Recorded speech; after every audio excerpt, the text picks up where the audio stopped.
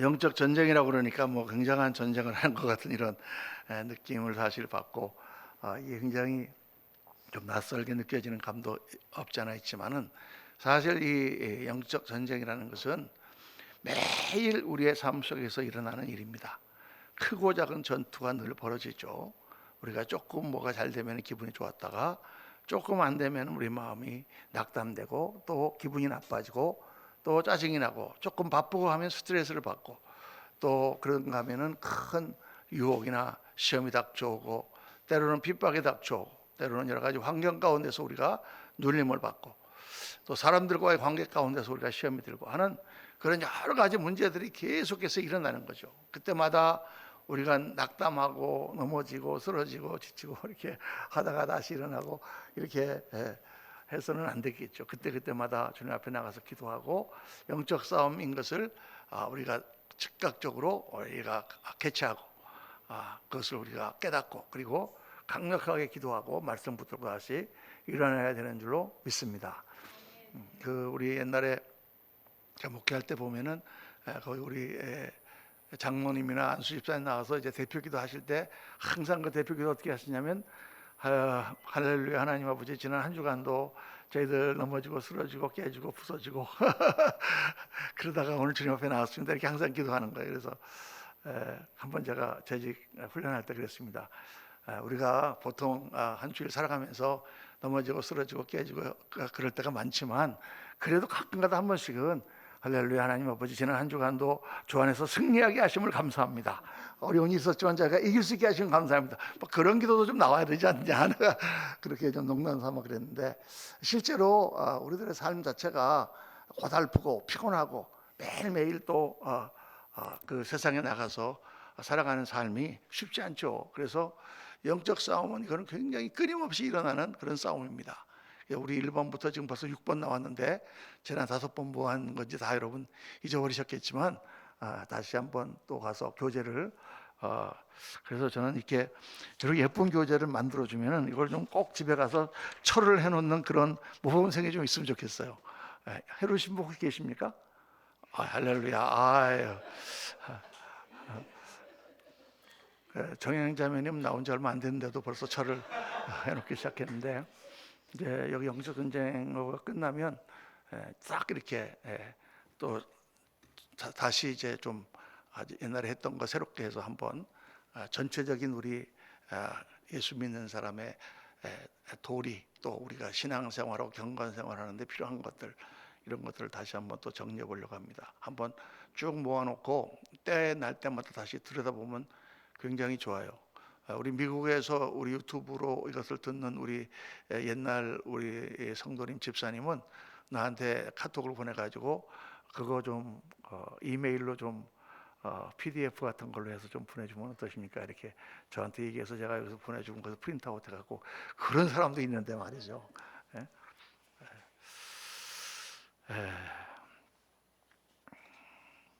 제가 이렇게 학교 다닐 때는 이렇게 정리를 착 하고 이렇게 하지 않았습니다.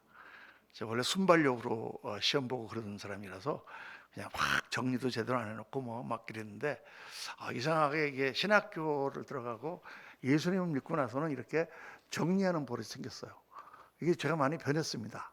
인간이 많이 변해서, 한번 저기 사무실에 가보십시오. 쫙 지금까지 했던 주보라든가 뭐 이런 것들을 쫙 다 정리를 해놨습니다. 제가 어렸을 때 공부할 때는 안 그랬거든요. 쫙 책상도 막 늘어놓고 막 그냥 정신없이 막 이렇게 놓고 이렇게 했는데, 이상하게 이렇게 좀 그렇게 버릇이 돼서 얼마나 좋은 버릇인지 모릅니다. 오늘은 그리스도 보혈의 능력, 이 주제는 굉장히 중요한 주제입니다. 우리가 매번 낙심할 때마다, 우리가 또 영적인 침체에 빠질 때마다, 또 영적인 열등감이라는 말씀을 오늘 제가 할 텐데, 그런 것이 있을 때마다 우리가 예수 그리스도의 보혈의 능력으로 말미암아 내가 구원받고 내가 이 자리에 설 수 있고 내가 하나님 앞에 나갈 수 있다는 것을 계속해서 상기해야 된다는 말입니다.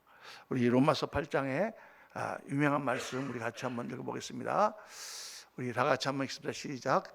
그러므로 이제 그리스도 예수 안에 있는 자들에게는 결코 정죄함이 없나니, 이는 그리스도 예수 안에 있는 생명의 성령의 법이 죄와 사망의 법에서 너를 해방하였습니다. 율법이 육신으로 말미암아 연약하여 할 수 없는 그것을 하나님은 하시나니 곧 죄로 말미암아 자기 아들을 죄 있는 육신의 모양으로 보내어 육신의 죄를 정하사 육신을 따르지 않고 그 영을 따라 행하는 우리에게 율법의 요구가 이루어지게 하려 하십니다. 이 말씀 가운데는 굉장히 많은 내용이 들어있습니다. 사실 이 말씀 하나하나를 다 따져보면은 율법과 복음의 관계를 우리가 잘 알 수 있는데, 그렇지 않고 오늘 그냥 그리스도의 보혈에 관한 거니까 대충 말씀 보더라도 예수 그리스도 안에 있는 자들에게는 정죄함이 없다 이렇게 말씀하고 있습니다. 그럼 정죄함이 없으면 예수 믿고 그럼 죄 지어도 뭐 그럼 괜찮단 말이에요? 정죄함이 없으면 뭐 그냥 막 죄를 지어도 되겠는데, 그런 뜻이 아니고 예수를 믿고 그리스도 안에 들어오면 우리가 죄를 짓고 우리가 율법을 범하고 때로는 우리가 하나님 마음을 아프게 한다고 할지라도 그 사람에 대하여 정죄하고 심판하여 그 사람을 멸망에 빠뜨리는 것이 아니라 하나님께서 그것을 우리가 회개함으로 고치게 하시고 다시 돌이키는 은혜가 있다는 거예요. 여러분, 세상에서는 죄를 범하면 그대로 감옥에 가거나 안 그러면 무슨 벌을 받습니다. 그러나 부모에게 죄를 범하면 어때요? 감옥에 보내나요? 뭐 그러신 부모도 있겠지만은 대개의 경우 야단치고 잘못했다 그러면 다시 용서해 주죠. 우리가 8장에 나오는 말씀이 계속 그 말씀입니다. 우리는 다시는 종의 영을 받지 아니하고 양자의 영을 받았기 때문에 하나님을 우리 아빠, 아버지라고 부르느니라. 그러니까 하나님과 나와의 관계가 아빠, 아버지와 자식의 관계가 되었기 때문에 내가 때로 실수하고 때로 넘어지고 그럴 수 있지만 하나님이 마귀의 정죄 가운데 우리를 참석 가운데 정죄하고 심판하지 아니하시고 우리를 다시 일으키신다는 말씀이죠. 우리가 율법대로 조문대로 딱 지키는 그걸 하지 않아도 우리의 영을 따라서 하나님 앞에 우리의 마음을 가지고 나가면 하나님께서 그것을 받으신다고 하는 그 말씀이 이 말씀 가운데 들어가 있는 내용이에요.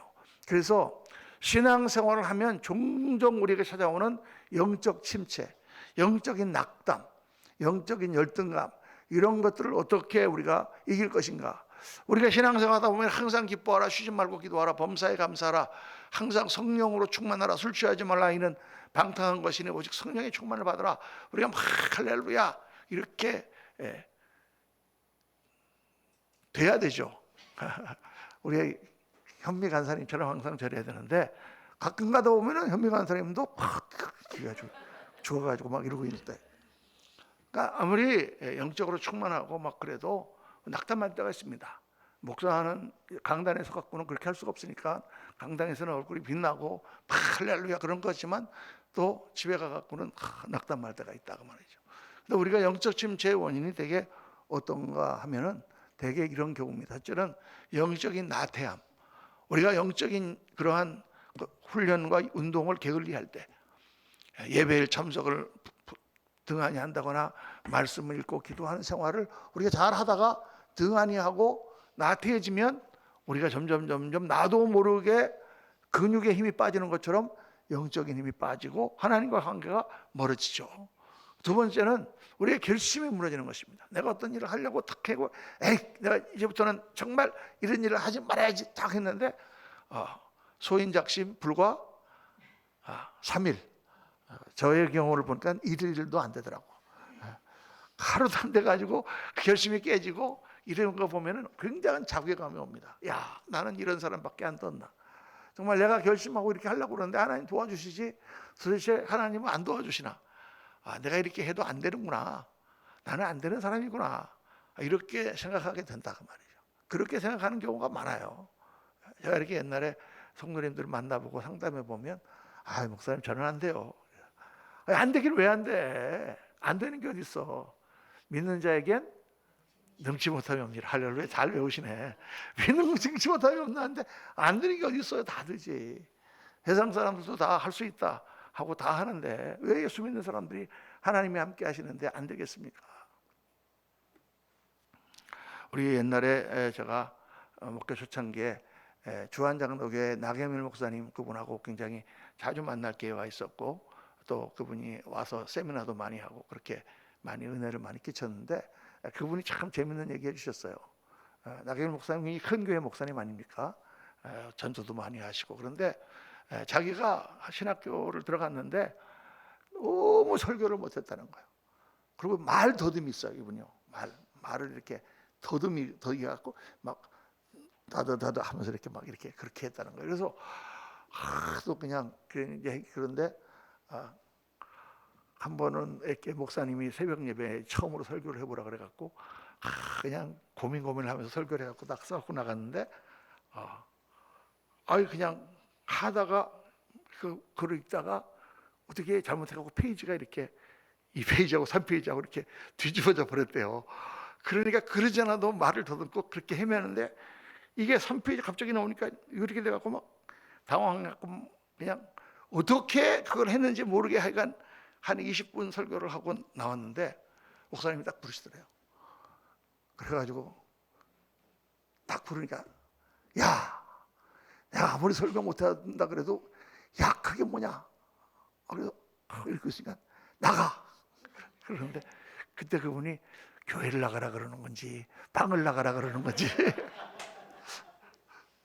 방을 나가라는 얘기였대. 그래가지고 그날부터 웅변학원을 갔다는 거예요. 웅변학원을 가갖고 딱 가니까 자기 같은 사람은 한 번도 그런 걸 해본 적이 없어. 초급반 웅변학원에 초급반을 들어가서 딱 갔더니 거기 앉아있는 학생이 한 100명 앉아있는데 전부 2학년 3학년 코올링 애들이 앉아있는 거야. 2학년 3학년 코올링 애랑 같이 웅변학원에서 웅변을 배웠다 그래요. 그러면서 노력하고 그렇게 하다가 하나님의 은혜로 말더듬이도 고쳐지고 그분이 막 설교를 얼마나 잘하시는지 몰라요. 이상하게 참 놀랍죠. 그러니까 하나님께서는 그렇게 우리들이 뭘 하는 거 못하고 막 그렇게 할 때도 우리가 하나님을 의지하고 하면 다 할 수 있습니다. 못하는 건 없는 거예요. 다 할 수 있어요. 저는 저 자신을 볼 때도 제가 못하는 게 저는 성도님들이 볼 때 우리 목사님 못하는 게 없어 그렇게 생각하시지만 그렇지 않았습니다. 저도 정말 못하는 게 많고 저도 정말 연약하고 그런 사람이었는데 저는 사실 목사가 된 이유가 신앙생활을 좀 잘해보려고 목사가 되려고 했거든요. 뭐 이렇게 나와서 설교를 한다거나 말씀을 가르친다거나 뭐 이런 거는 꿈도 생각 안 했어요. 그냥 목사가 되면 그래도 어디 범죄하고 막 그렇게 신앙에서 떨어지거나 그러진 않겠지. 어디 가서 술 먹고 막 그렇게 되진 않겠지. 목사인데 그래도. 그래서 그냥 그거 신앙생활 좀 잘하려는 마음으로 사실 저는 신학교 가고 이렇게 목사가 됐는데 하나님께서 또 이렇게 은사도 주시고 이렇게 하셔갖고 아주 많이 노력을 많이 했습니다. 그런데도 안 돼요. 안 되고 실패할 때가 많습니다. 그때마다 정말 엄청난 실망감과 좌절감이 오지만 그때 우리가 하나님을 붙들고 일어서는 거예요. 그게 신앙이에요. 그냥 뭐 주저앉아버리면 그게 무슨 신앙이겠어요. 세상 사람들하고 똑같이. 또 우리가 세상의 유혹에 빠질 때가 있습니다. 세상적으로 유혹에 빠질 때 갑자기 하나님 멀어지고 세상 것들이 굉장히 재밌어지고 그것들이 나의 삶을 지배하기 시작하면 우리 영적인 침체에 빠집니다. 또 죄를 범할 때 죄를 범하고 나면 하나님과의 관계가 급속도로 멀어지고 그때부터는 기도도 잘 안 되고 말씀도 잘 들어오지 않고 그렇게 합니다. 그런 일들이 이거 외에도 우리가 뭐 여러 가지 계획을 세웠으나 잘 되지 않는다든가 이렇게 되는 거죠. 그래서 이렇게 될 때 첫 번째로 일어나는 현상이 뭐냐면 강력하게 마귀가 참소를 하는 거예요. 마귀의 참소라는 게 뭔지 아십니까? 마귀의 참소가 어떻게 하냐면 내 마음 가운데 마귀가 얘기를 하는 거예요. 뭐라고 얘기하냐면 거봐 너는 안 돼 임마. 거봐 포기해. 믿는다고 되냐? 너는 원래 그런 사람이야. 너는 그거밖에 안 되는 거야. 엄마 너는 하나님도 너를 그렇게 하면 버려. 너는 사람들 앞에 어떻게 그러고 나설 수 있냐? 네가 목사라고? 아이고 웃기지 마라. 이런 참소가 계속 들어오는 거예요. 그러면 우리 안에 뭐가 생기냐면 영적 열등감이 생기는 거예요. 영적 열등감. 영적 열등감이 생기면 무슨 말을 해도 상처를 받아요. 내가 영적으로 자신 있고 영적으로 내가 사랑을 많이 받고 내가 영적으로 모든 것이 그간 사람은 누가 무슨 얘기를 해도 상관하지 않습니다. 사랑을 많이 받고 자라는 아이들은 누가 와서 뭐라고 그러면 웃기고 있네? 왜 이렇게 딴소리를 하지? 이상하네? 그러고 그냥 가요 웃으면서. 그런데 내 마음에 열등감이 많은 아이들은 누가 별 얘기를 안 했는데 그거 가지고 왜 그런 말을 나한테 했을까? 저 사람이 나한테 그런 말을 한 이유가 뭘까? 하고 이렇게 생각하는 거예요. 심리적으로 그렇잖아요. 그렇죠? 그러니까 우리가 사랑을 많이 받고 정말 그렇게 가정에서 자란 아이들은 열등감이 없기 때문에 웬만한 일 갖고 그렇게 막 고민하고 그러질 않아요. 뭐 그게 별 문제가 아니야. 그런데 그런 거에서 이렇게 굉장히 우리가 부족하고 또 혼자서 많이 생각하고 이런 분들은 열등감이 한번 생기면은 정말 여러 가지 문제를 발생시킵니다. 매사에 자신이 없고 남들이 자기만 바라보는 것 같고 무슨 말을 하면 자기만 탓하는 것 같고 똑같은 말을 해도 자기가 그거에 대해서 굉장히 기분을 나빠하고 상하죠. 그래서 영적으로 약해지면 영이 쇠약해지고 기도가 잘 되지 않습니다. 말씀을 들을 때도 마음이 찔리면 사랑의 말씀이 아니라 하나님께서 나를 지금 고치려고 하시는 말씀이 아니라 나를 정죄하는 말씀으로 들려요. 그래서 우리가 보면은 스데반이 순교할 때 스데반이 거기서 사람들이 유대인이 모여 있는 가운데 하나님 말씀을 전합니다. 이스라엘 역사를 쫙 얘기하면서 이렇게 하나님이 메시아를 증거하고 우리에게 구원자를 보내준다고 하시지 않았느냐. 그런데 그 구원자로 보내시니까 바로 예수 그리스도다. 예수 그리스도는 바로 구약에 예언했던 바로 그 선지자다.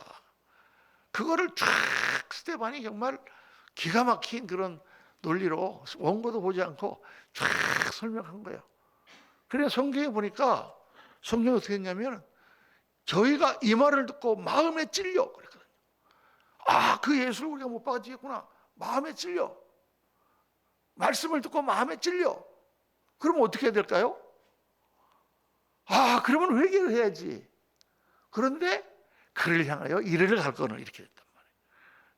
그를 향하여 이르를 갈거늘. 하나님의 말씀을 듣고 그 스데반 집사가 하는 얘기를 듣고 마음에 찔리면 정말 돌아가서 하나님께 기도하든지 하나님께 회개하든지 그렇게 하지 않고 이를 갈고 돌을 들어서 스데반을 쳐서 죽입니다.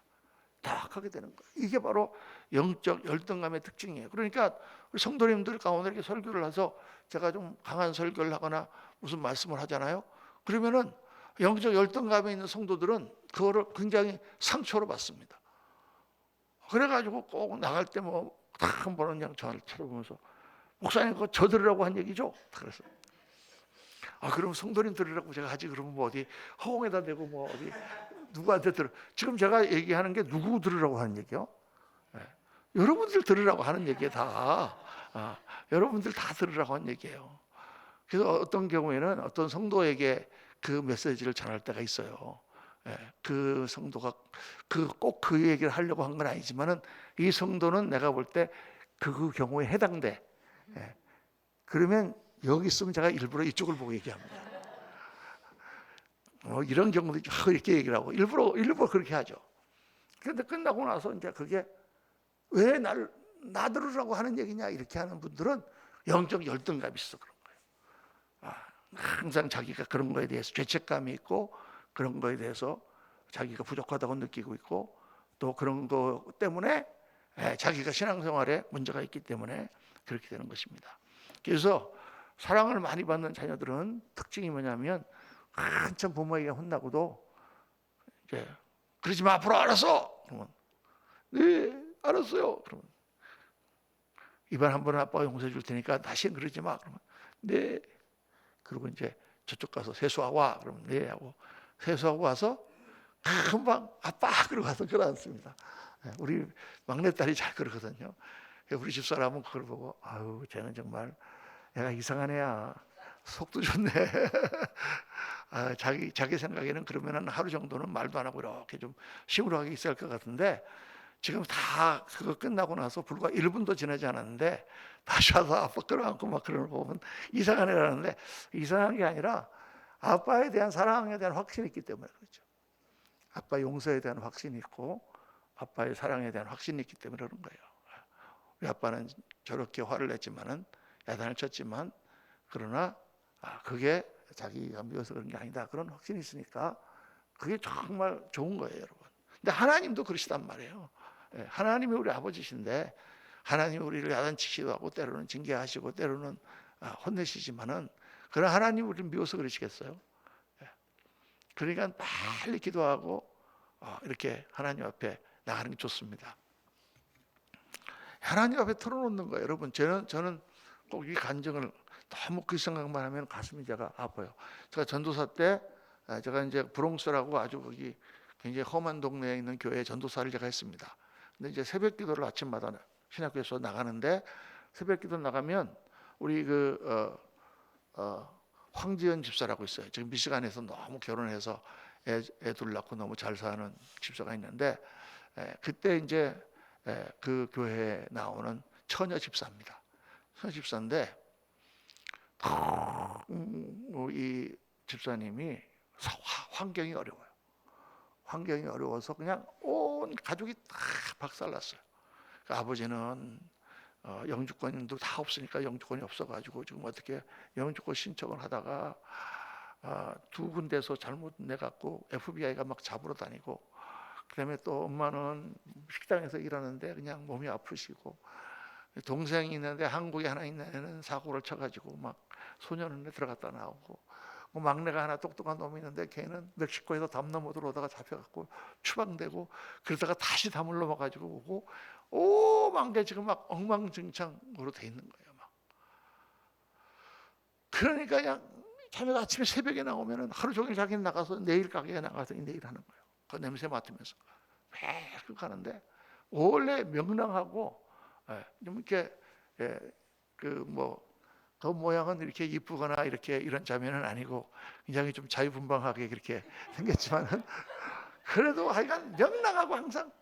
그런데 아침에 나가고 기도하고 나면 이 피아노 거기 밑에 거기 앉아갖고 막 우는 거야. 우는 거야 그냥. 기도인지 통곡인지 몰라요. 울어요.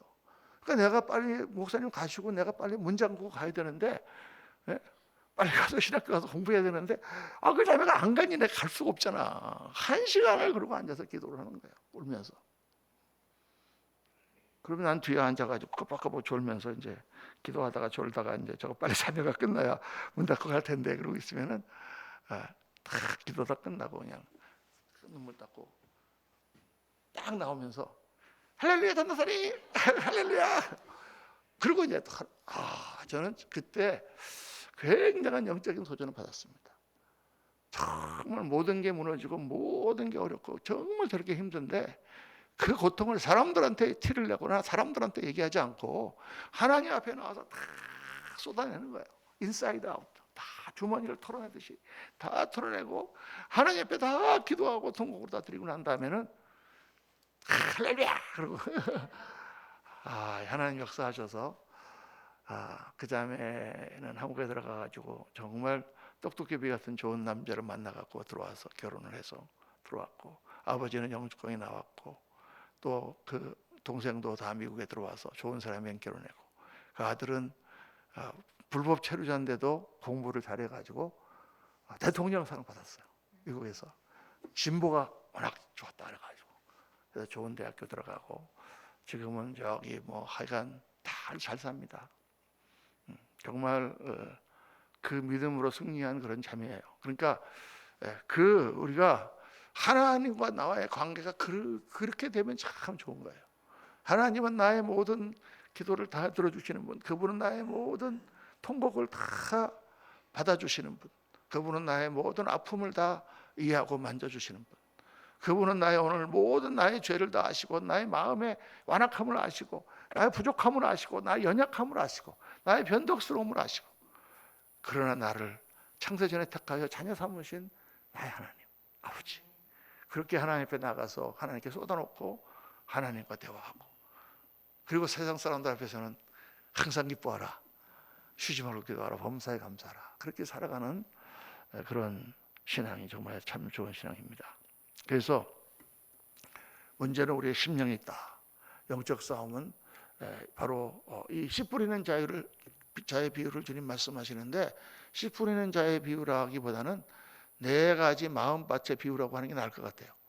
주님께서 똑같은 씨를 농부가 뿌리는데 똑같은 말씀의 씨앗이 떨어지는데 어떤 씨는 딱딱한 길가에 떨어져서 새가 쪼아 먹어버리거나 흘러내려가고, 어떤 씨앗은 돌멩이가 많은 곳에 떨어져서 흙이 얇아서 뿌리를 내리지 못하고, 어떤 씨앗은 흙은 두껍지만 가시덤불이 있어가지고 그것 때문에 자라지 못하고, 세상의 재리의 염려와 그런 것 때문에 자라지 못하고, 그리고 어떤 씨앗은 옥토에 떨어져서 30배, 60배, 100배의 결실을 맺느니라. 주님께서 우리 마음밭을 갈아엎으라는 얘기죠. 어떤 사람은 자갈밭이야, 너는 길가야, 이렇게 말씀하시는 게 아니고, 우리 마음이 딱딱해져 있습니까? 세상 걸로 인해서 딱딱해져 있으면 갈아엎고, 우리 마음에 돌멩이가 많으면 더 걷어내고, 다 주님 앞에 마음을 털어놓아서 우리 마음을 촉촉하게 만들고, 가시덤불 염려가 있으면 너희 염려를 주께 맡겨버리라, 다 걷어버리고, 우리 마음을 옥토와 같이 만들어서 하나님 말씀을 듣고 믿음으로 나갈 때 하나님 말씀이 열매를 맺고 역사하고 그 가운데서 놀라운 능력으로 나타나게 된다. 이 말씀을 주님께서 우리에게 하시는 것이죠. 그래서 어떻게 영적 열등감에서 벗어날 수가 있는가? 자, 첫째, 오늘 세 가지를 좀 묵상해야 됩니다. 첫째는 뭐냐면, 한번 따라합시다. 나는 원래 죄인이다. 나는 원래 절망적인 죄인이었고 지금도 죄인이다. 내 본전이 죄인이란 말이에요. 내가 지금 신앙생활 조금 하고 조금 화 덜 내고 조금 그런다고 내가 스스로 의롭게 된 게 아니다, 그 말이죠. 나는 원래 형편없는 사람이야. 나는 원래 죄악 가운데 하나님께 버림받고 죽을 수밖에 없는 그런 사람이야. 그런 사람을 하나님께서 나를 택하시고 우리 주 예수 그리스도께서 십자가에 보혈을 흘리셔서 나를 구원해 주신 거예요. 이게 예수를 믿기 전에도 자존심이라든가 이렇게 자존심과 교만의 차이는 종이 한 장 차이입니다. 자존감이 너무 세신 분들은 이게 교만이에요. 근데 그런 게 가득 차 있으면 그게 일종의 우월적인 열등감도 되고 열등적인 열등감도 되죠. 그런 것들이 꽉 차 있으면은 자기는 뭔가 다른 사람이랑 다르다고 생각해요.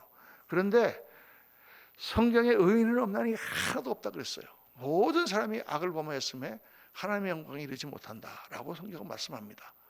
그 말씀은 우리 인간이 죄성을 다 지고 태어났기 때문에 내가 겉으로 잘난 척하고 내가 겉으로 의로운 척해도 사실 그 안에는 더 심한 악이 있다는 거예요.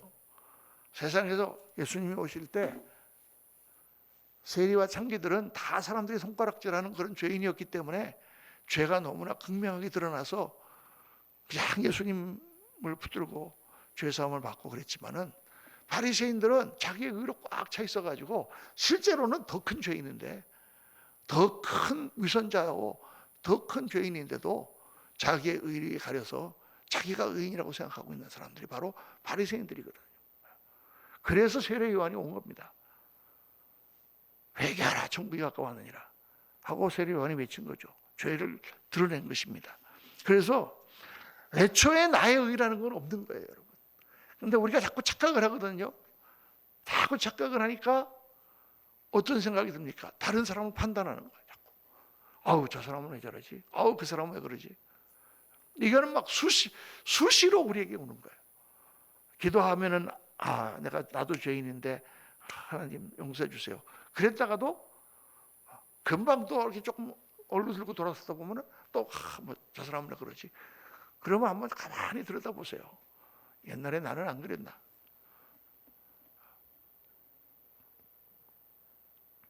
다 나도 그런 사람이에요, 사실은요. 다 그런 사람인데 우리가 주 그리스도의 은혜로 예수님의 보혈로 씻김을 받고 조금 나아진 것뿐이에요. 조금 나아진 것뿐이에요. 우리는 주의 은혜가 없으면은 절망적일 수밖에 없는 그런 죄인이다. 그 나의 가지고 있는 나의 의와 나의 자존심과 나의 교만을 하나님 앞에 털어내야 돼요. 털어내야 돼요. 그리고 보면 신앙생활 오래 하고 이렇게 대단하게 아주 그냥 율법적으로 겉모양으로는 정말 완벽하게 그렇게 신앙생활하는 그런 분들을 제가 옛날에 많이 만나봤는데 막상 막상 그분에게 무슨 일이 일어나니까 완전히 세상 사람보다 더 못해요. 막 교회 마당에서 막 싸우고 막, 아휴, 저분이 저렇게 매일 새벽기도 나오고 저렇게 매일 하나님 앞에 그렇게 의롭게 살던 그런 사람인가? 사람은 언제 보면 알 수 있냐면 스트레스를 많이 받을 때, 그때 그 사람의 본성이 나오거든요. 자기 어떤 곤란을 당했을 때 그때 나타난단 말이죠. 평상시에는 아주 좋은 것 같은데 다 문제가 생기면 그때 그 사람의 본성이 튀어나와요. 튀어나오는 거 보면 여지없이 죄인이야. 저도 마찬가지예요, 여러분. 다 모든 사람이 그래요. 그러니까 우리가 특별히 어떤 실수를 하거나 내가 잘못을 하거나 그랬을 때 하나님 앞에 엎드려서, 그렇습니다, 나는 원래부터 죄인입니다.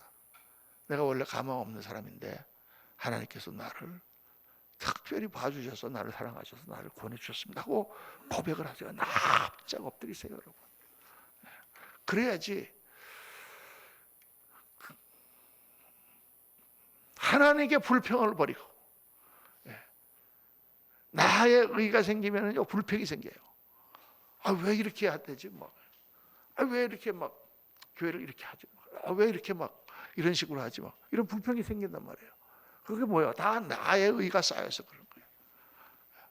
그거를 다 버리고 엎드려야 돼요. 우리가 어떻게 하나님을 이기겠습니까? 우리가 어떻게 하나님을 이기겠습니까? 하나님을 이길 수 없어요. 하나님 앞에 우리는 피조물이고 하나님 앞에 우리는 먼지 같은 존재고 하나님 앞에 우리는 아무것도 아니에요.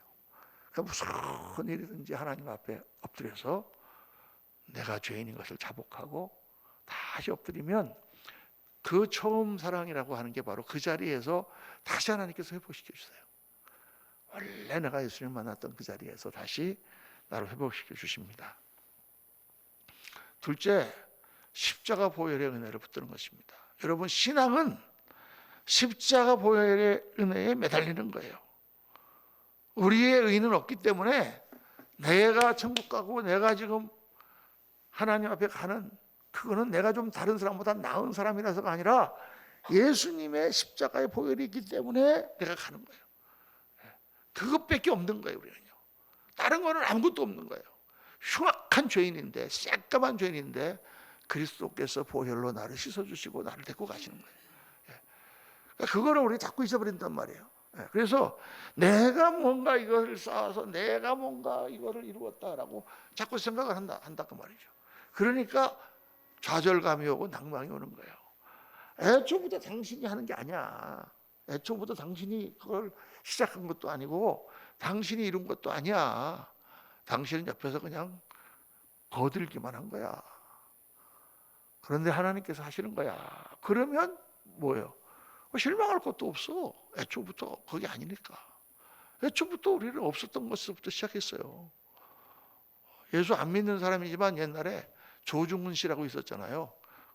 칼, 대한항공 사장.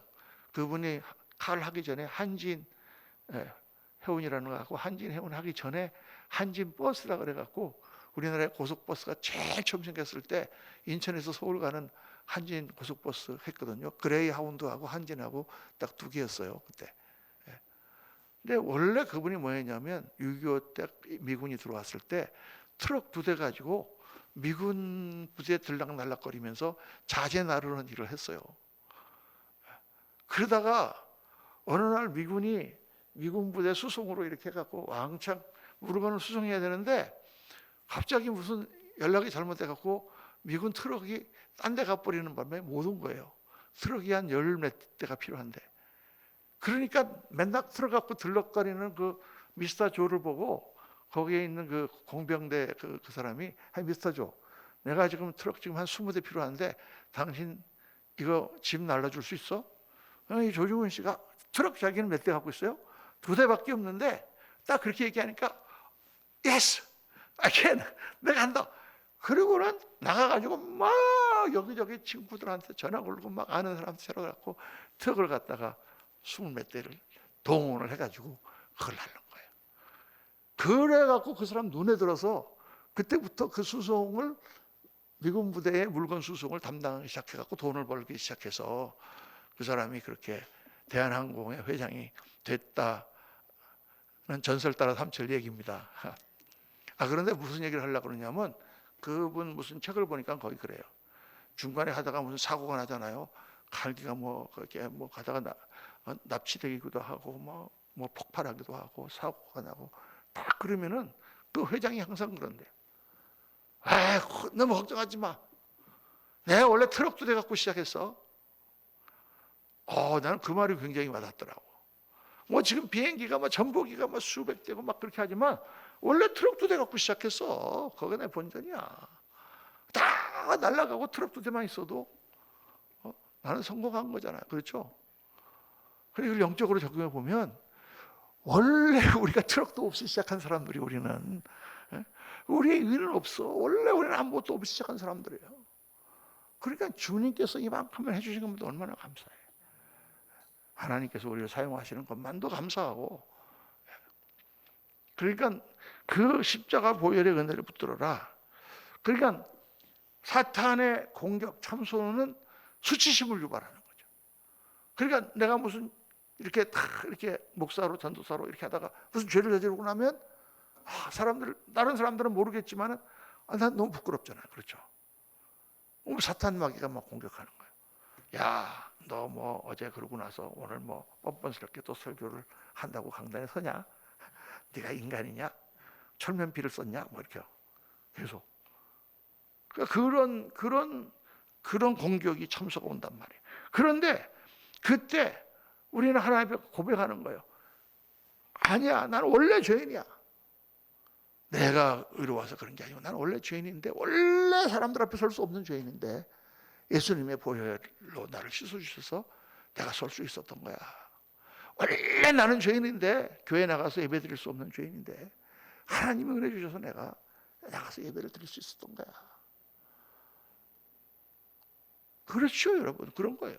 그게 보혈의 은혜예요. 그러니까 로마서 4장 7절에 보면 불법이 사함을 받고 죄가 가려짐을 받는 사람은 복이 있고 주께서 그 죄를 인정하지 아니하실 사람은 복이 있도다. 우리가 죄인인데 하나님이 죄를 인정하지 않으신다 그 말이에요.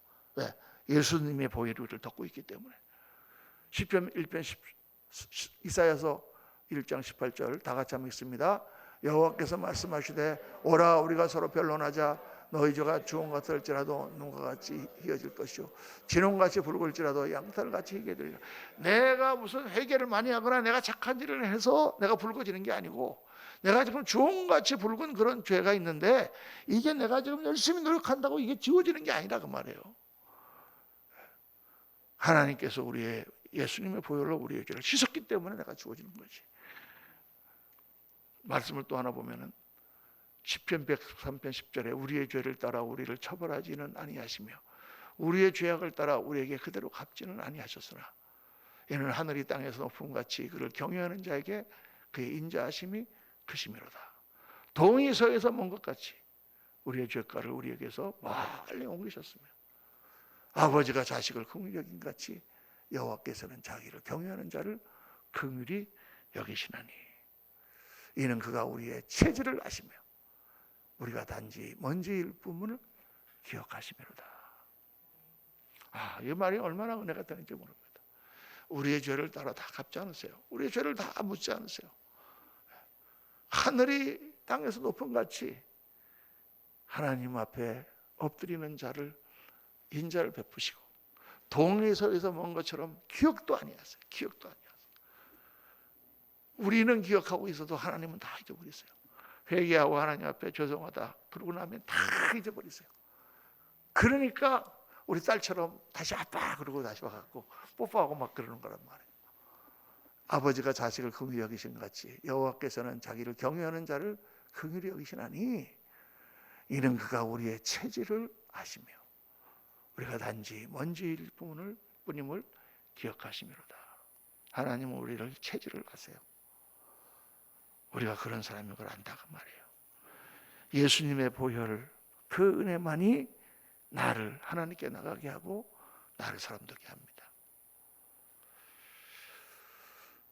셋째로 주님의 보혈은 실제로 우리 죄를 다 씻으세요. 매번 70번에 7번씩.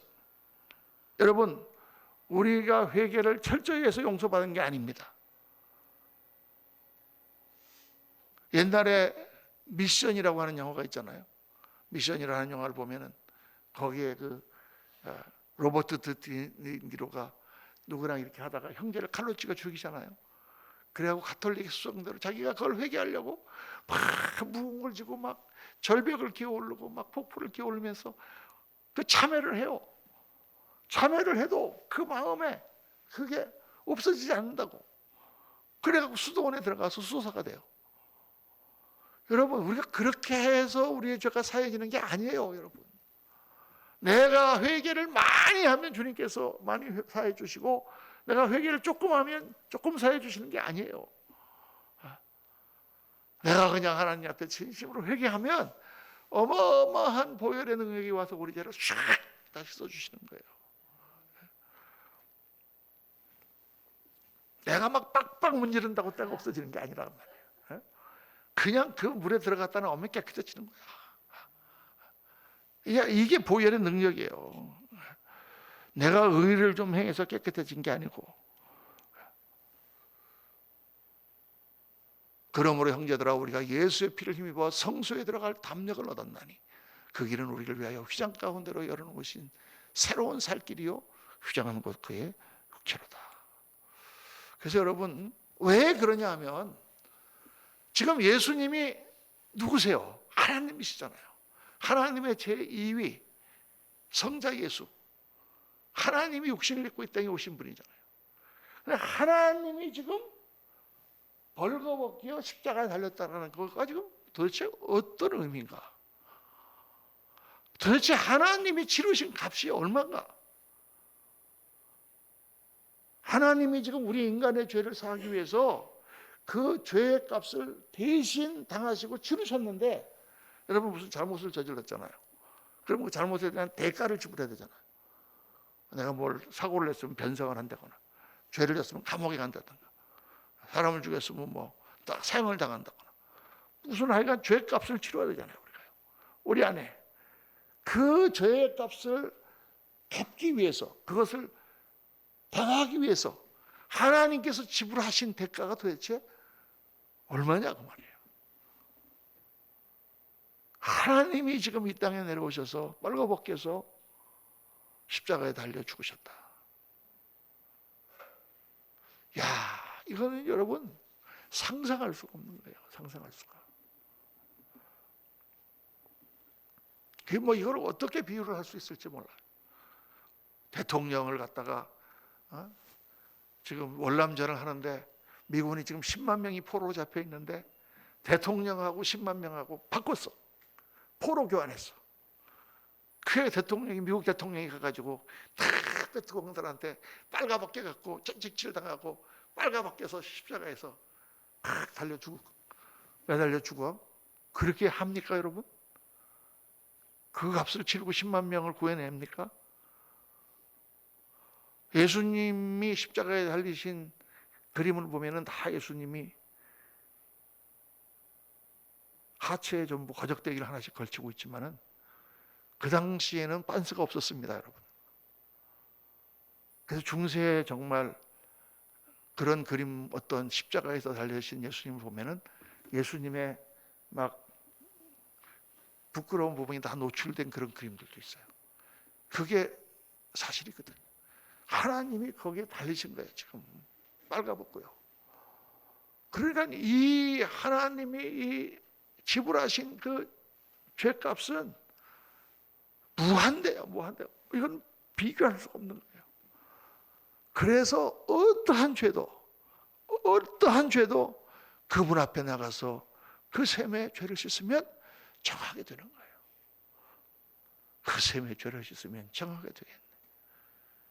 어떠한 죄도 그분 앞에 나가면 정하게 되는 거예요. 그러니까 우리는 아무리 그래도 저 사람은 저렇게 많은 죄를 범했는데 저걸 그냥 단칼에 용서를 해줘? 아니 그게 불공평하게 이런 게 없는 거예요. 하나님께서 그분 그렇게 다 그 수치와 그 모든 고통을 다 지으셨기 때문에. 그래서 그런 찬송 있지 않습니까? 그 셈의 죄를 씻으면 정하게 정하게 되겠네. 그래 정하게 되는 거예요. 그래서 여러분, 그래서 사울이 사도 바울이 될 수 있는 거예요. 우리는 그리스도의 보혈밖에 자랑할 것이 없어요. 만일 아브라함이 행위로서 의롭다 하심 받았으면 자랑할 것이 있으려니와 하나님 앞에서는 없느니라. 아브라함이 아들을 바쳤죠. 아들을 바친 것도 믿음으로 바쳤는데 그것도 자랑할 게 없는 거예요. 우리가 하나님 앞에 구원받은 그 유일한 자랑은 예수님의 십자가밖에 없기 때문에. 그래서 여러분, 오늘 이 말씀을 묵상하면서 정말 우리가 붙드는 것은 예수님의 보혈이요, 그 보혈의 능력이라는 것은 말로 할 수 없는 어마어마한 엄청난 능력이다. 어떠한 죄도 그 앞에 가면 다 나만의 문둥병이 씻긴 것처럼 다 씻기는 그러한 보혈입니다. 믿으시기를 주의 이름으로 축원합니다. 이거를 믿는 거예요. 저는 그 패션 오브 크라이스트라는 그 멜 깁슨이 감독한 그 영화를 보면서 펑펑 울었습니다. 그 영화를 보면서 저는 울면서 제가 깨달은 게 있습니다. 정말 내 죄가 사함 받았구나. 정말 나 같은 죄인이 하나님의 아들이 오셔서 저렇게 지금 저 고통 가운데 피를 흘리셨는데 저 피를 힘입은 나는 정말 죄 사함 받았구나. 얼마나 감사한지. 아직도 죄 가운데 있고 아직도 부족한 종을 하나님은 이렇게 용서를 하셨구나. 그게 예수님의 보혈이에요, 여러분. 그게 주의 능력, 주의 보혈 능력이 또다 주의 피 믿어 할 때 바로 그 보혈이에요. 그러니까 우리가 이거를 기억하고 있으면, 첫째는 나 자신을 자책하지 마세요. 너무 자책하지 마세요. 회개하세요. 회개하고 입으로 자백하고, 요한일서 1장 9절에 우리가 우리 죄를 자백하면 저는 미쁘시고 의로우사 우리 죄를 사하시며 라고 말씀하셨잖아요. 이 자백이라는 것은 입으로 고백한다는 얘기예요. 그냥 속으로만 웅얼웅얼 하지 말고, 아무도 없을 때, 누가 들으면 또 곤란한 죄도 있잖아요. 그러면 아무도 없을 때, 그것도 곤란하면 화장실에서 자백을 하세요. 하나님, 내가 이것은 정말 잘못했습니다. 하나님, 내가 이렇게 한 죄를 용서해 주세요. 하나님, 이렇게 내가 탁 자백을 하세요, 여러분. 내가 그 얘기를 딱 자백하는 순간 이게 죄라는 게 이렇게 확 느껴져요. 자백을 안 하고 속으로 웅얼웅얼 하면은 한편으로는 죄라고 생각하면서도 한편으로는 그런데 내가 어쩔 수 없어서 그랬지 이런 생각이 있다니까. 입으로 자백을 하고 하나님 앞에 회개하고 나면 하나님께서 우리 죄를 다 씻어주심을 믿는 거예요. 그거밖에 없어, 우리 자랑은. 그리고 둘째는, 그리고 아까 말씀한 것처럼 다시 하나님의 사랑에 기대해서 힘을 되찾아야 돼요. 셋째는 다른 사람을 정죄하면 안 돼요. 우리가 다 같은 죄인이니까. 우리가 다 같은 죄인이었는데 하나님의 은혜 가운데 우리가 죄 사함을 받고 하나님과 관계를 회복하기 때문에, 오늘 이 말씀을 여러분 깊이 묵상하시고, 나의 자랑은 오직 십자가뿐이다. 하나님의 은혜에 대한 감사뿐이다. 우리가 다 죄인 되었을 때 그리스도께서 우리를 위하여 죽으심으로 우리가 죄 사함을 받았습니다. 하나님 앞에 나가 죽게 되었습니다. 우리 이 시간에 같이 한번 기도하겠습니다. 주님